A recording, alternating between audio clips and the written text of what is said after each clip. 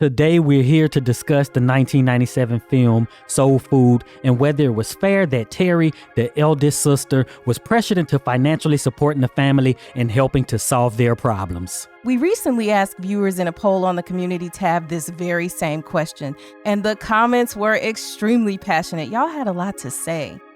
I'm Heit. And I'm Cheri. And you've discovered Axiom Amnesia.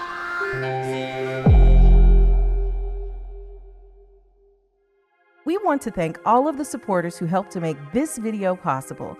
If you want your name to appear alongside these contributors, make a one-time donation via Cash App, or you can head on over to patreon.com/Axiom Amnesia to enjoy all of the benefits of becoming a monthly subscriber. For those of you who don't know, Soul Food is the story of three sisters who traverse complicated relationships with one another. In the movie Soul Food, the sisters have distinct and different personalities that influence how they relate to each other. Teri is the eldest and is a strong-willed and ambitious attorney who takes charge of the family. She's often seen as the leader between the three sisters. Maxine, the middle sister, is a homemaker. She tends to be more emotional and is often at odds with Teri. Bird, the youngest sister, a hairstylist with her own shop, is more carefree and is still trying to find her place in the family. Despite their differences, the sisters ultimately love and support each other and come together for family when it matters most. I am so happy to let you guys know that this holiday season, December 2025, we have a deep dive on demand holiday sale. And so if you love our deep dives like so many of you do, grab our holiday deep dive on demand deal. It's 2 for $75. Y'all know that they've been regular price $50 each up to now. So pick any 2 films. We deliver the deep analysis. You get executive producer credit on screen. And this is a limited time offer. If you're watching at a different time, the sale is going to be over, and as of January 1st, 2026, the price of Deep Dive on Demands is going up to $75. So get in on this if you can right now. The link is in the description. One of Teri's biggest issues is that everyone in the family looks to her to fix their problems, especially the financial ones. As far as you're concerned, I'm an ATM. Oh, you two hush up. Teri, stop running down your family. Early in the film, we find out that Teri is disgruntled about having loaned Bird the money to buy her own hair salon. She spent more time getting her shop together. Now maybe she'd pay me back that loan. You are not hurting because you gave Bird money for that shop. We also find out more about why there's such tension between Teri and Maxine. Pay more attention to your own man. You're already on husband number 2. Well, Kenny, Maxine's husband, started out as Teri's boyfriend back in the day. Mom stole Dad right out from underneath Aunt Teri's nose. When the sister's mother, Big Mama, is hospitalized and in a coma, Teri and Maxine go at it again. Mama is in a coma. I'm not going to let her ruin a 40-year family tradition. Don't you tell me about tradition. A lot of you are missing our new videos because you're not getting your YouTube notifications. We have fixed this. Subscribe to our mailing list for personalized notifications on all of our videos as they are released across all of our channels. You're going to get an email, and then that way you'll know. You'll be able to click. The link is right there. It makes it real easy. So the link is in the description so that you can subscribe. Be sure to do that. After Big Mama passes away, Teri decides to relieve herself of the expense of the family home and puts it up for sale. Mama ain't even lukewarm in the ground yet, and that damn girl got her house for sale. Of course, Maxine and Bird object to this and are ready to fight to keep the house in the family. I am the oldest one. I am the responsible one. I'm the one who graduated from law school. As you can see, much of the conflict between the sisters stems from the dynamic of Teri giving a lot of financial help to her family and also being viewed as the responsible one. We're going to stop the sale of Mama's house. We took a poll in the community tab recently, and we asked, in Soul Food, was it fair that Teri was the financial cleanup woman bearing the burden of paying for things for her family? And you guys decided that about 90% of you said it was not fair, and only 10% of you said it was fair and that, Teri's doing what she's supposed to do. Were you surprised about those results? I wasn't surprised about these results at all. I was a little bit surprised at the results just because I wasn't expecting for so many people to say that it wasn't fair. I was thinking that more people would say, hey, this is family. You got to do for family. But only 10% of you felt like what Teri was doing was fair. Do you think it was right for Teri to bear the financial burden for her family? Right. Yeah, I think it was right. I think that's what she had to offer. That's what you do Everybody in their family or in units have their roles. Just like if you believe in capitalism, everyone have their roles. The capitalist who got all the money is investing in all the infrastructure and all of that, right? So in a family, she got the money, you dole out the money, the other people don't have the money. If it's not, then nobody in the family would have, you have money and nobody else have money, and then you say, I'm not going to use my money, then the family don't have money, then what's the point of even having money? It's just to be selfish and hoard money for yourself. So it's what you do. Whatever you have to give and to contribute, that's what you should. What do you think? I think that, yes, I think she was playing her role in the family, and that was her role. She had more, she should be giving more. And the thing that should be addressed and maybe discussed is the communication piece of it all. And I think everybody could feel better about stuff, and she could get her butt off her back if they actually talked about the feelings behind the actions. Well, this makes me feel like this when you act like that, or I don't like how you present this and that.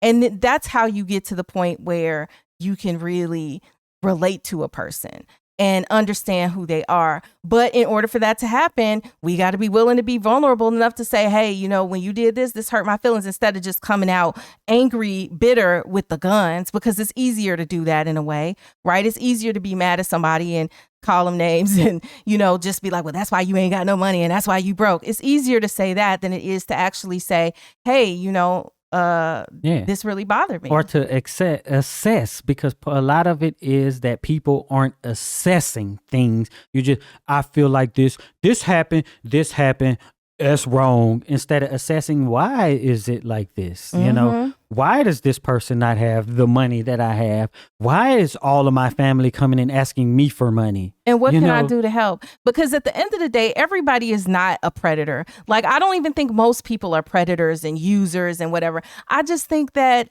most people may not have maybe what you were gifted with, the ability to look at something and say, hey, this is how I could work this out. This is how I should do it. This is how I should approach it. Everybody didn't have that. Everybody doesn't have, like you said, the brain power to make that happen, or the mentors who showed them the way. Everybody didn't get those opportunities. And so the question we should be asking ourselves is, what can I do to help, to actually help? In some cases, you just gonna have to keep doling out the money. And if you just want to be selfish and just be like, well, I make money, it's mine, then just say that and don't try to act like a noble person. Just come straight out and say it. I don't want to help family and community. I want everything to myself. Yeah. And then people will know where you stand. Yeah. Beyond. Woo. That was like a whole thing. Let's take a look at some of your comments about this. Pretty Little Nice says, I think Teri didn't mind paying for things because she knew that she was the breadwinner in the family. When they expected her to pay for any and everything instead of asking her first is when it became unfair. And then Sierra Liggins goes on to add to this comment, also, they didn't take her guidance. It's like they wanted her money but not her input. I agree with this. I think that the line is that Teri definitely had an obligation. The obligation to her family to help out because she was the one with the most. But the question is, where does that line end? I don't know about what Sierra said, where they don't take her guidance. Maybe she meant her input. Just because you are contributing financially don't mean that people or you are the sole provider in that sense, that everyone should just fall in line with what you have to say on things. With the family dynamics, everybody is contributing their part of whatever they can to the family. So when it's like, hey, she's putting in money, maybe somebody else is better at giving sorts of advice or maybe even guidance on what should happen or decision making about the family and the home. Just because you have the finances don't mean that you're the best at making financial decisions. That's true. Like with selling a home. That's true. But you know the golden rule, not the regular golden rule, but the other golden rule, which is that he who has the gold makes the rules. And I think that far too many times the people who have the money are the ones who are like, it's my money or I have money, so I get to dictate every aspect of what's going to go on. And if it doesn't go my way, then you don't have my money or not, you don't have my support. So I think that because of how Teri was, that was the kind of fine line that folks had to kind of deal with, her being in charge, her wanting to be in control, because Teri was kind of like a little bit of a control freak. wanting to be in control, but then also knowing that, hey, if I take help from her, then I'm going to kind of be obligated. And I mean, if we just kind of, like we always do, talk about this in terms of our everyday lives, you know, it's like if any of us think about somebody in your family and if they have to help you, we know that there are certain situations in which if we accept help, then we're also accepting the unspoken guidance from that person about what we should do. You know, like, I mean, and I don't know, let's just say you look up and you need money for a purchase like what Bird did. Bird bought her shop, but she needed help to buy her shop and Teri gave her a loan for it. Well, then, you know, you kind of have to hear Teri's mouth and it shouldn't be this way, but I mean, people are people, and I find that it seems to be this way more than not. Yeah, but I also think that somebody stating what they believe is different than you doing what somebody tells you to do just because they gave you money. Because what if she said, okay, and you're going to have a bar in your shop as well because I'm loaning you money? You know, I mean, like, and that's the gray line of it, right? Because how much of it is that you have to take the advice of the person? But you don't have to take it at all. But then, unless it's an actual investment, right? She's like, it's a loan and I pay you back and I'm getting paid back. Not that she has actual stake into the company. True. But the lines are so fuzzy with family because even though you know that it is not an official, maybe actual investment, it is an investment in a general sense in that she's investing her family so everybody can have money or have a means to, you know, make money. But you would have to say it up front. Yeah. Before I give you this money, then you have to do this. And I think that's where things get messed up.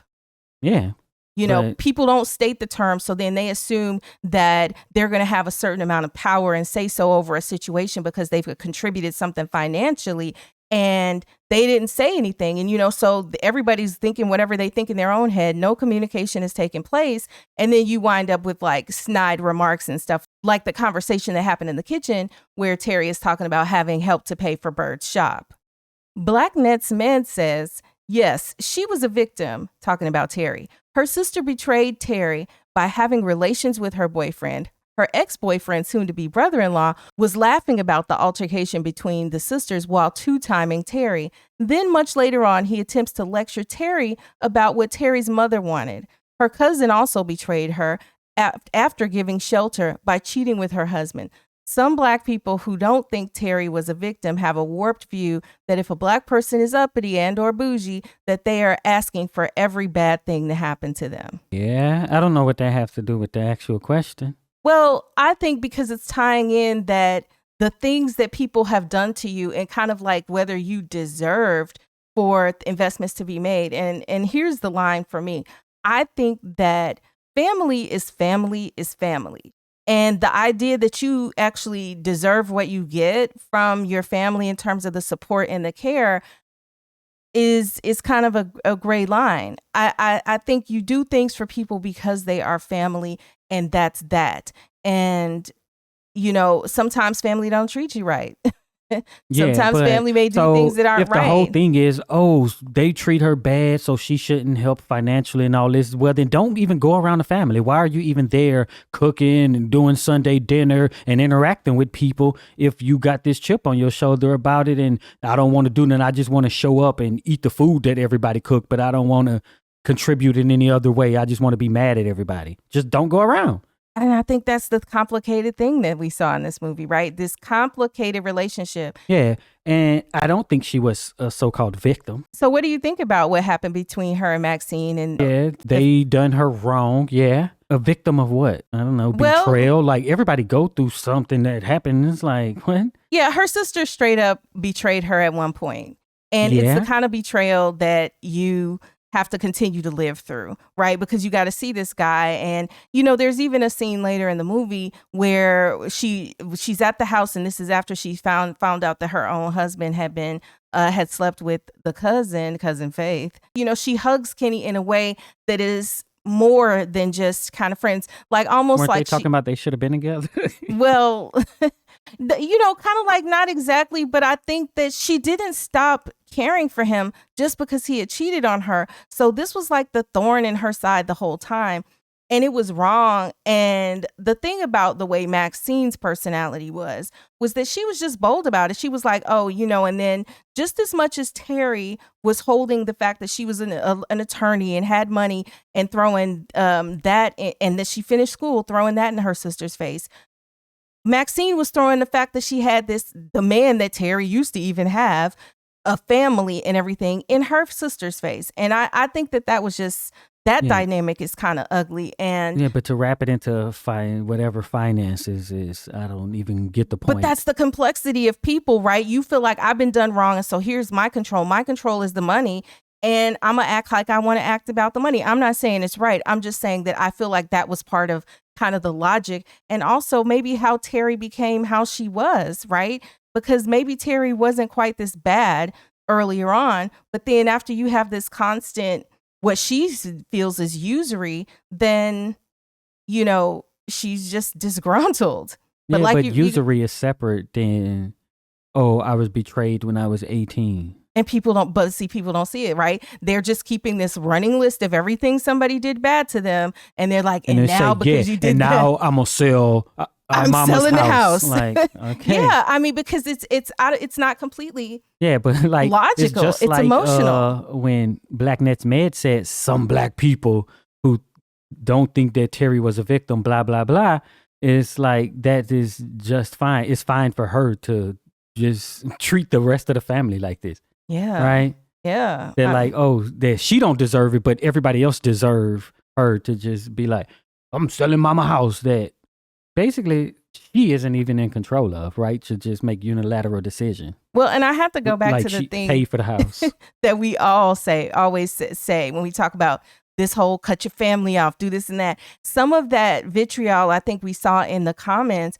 is coming from this philosophy that just seems to really have reared its head over the last years, where it's acceptable that you cut off family, that you just are like, I'm just going to only be down for me, whereas I think if you have a more general philosophy that family is family no matter what, that doesn't mean that you can't limit or try to control, stuff when it gets out of control. The idea that you're cutting people off and that you wouldn't help them.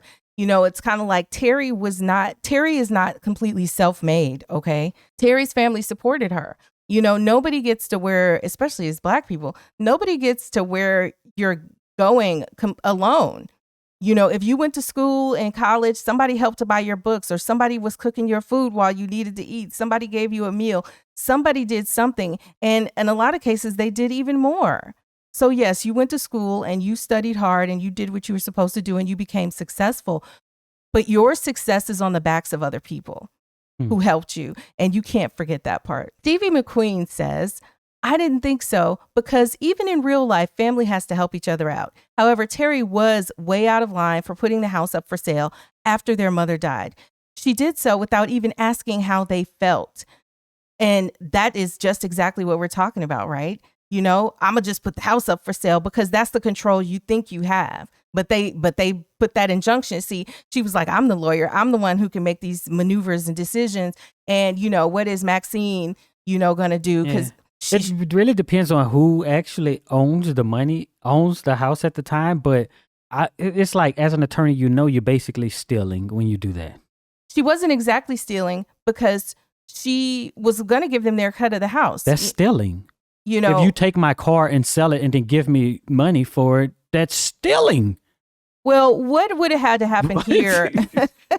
I kind of disagree with you in legally, not in legally. Morally, I agree with you. Legally, if you take somebody's car and sell it and give them money, that's stealing. If I go into your house, take your TV, she didn't have the right to make a unilateral decision if everybody have a stake in it. At the end of the day, if you're the executor, which is the eldest daughter, and most responsible, I'm sure she would have been in the will. That's why I'm saying it depends on how it's set up. Well, okay, it doesn't explicitly state that she's the executor of Big Mama's will, but I think the way that everything else, why wouldn't she be? But how did the injunction stop it?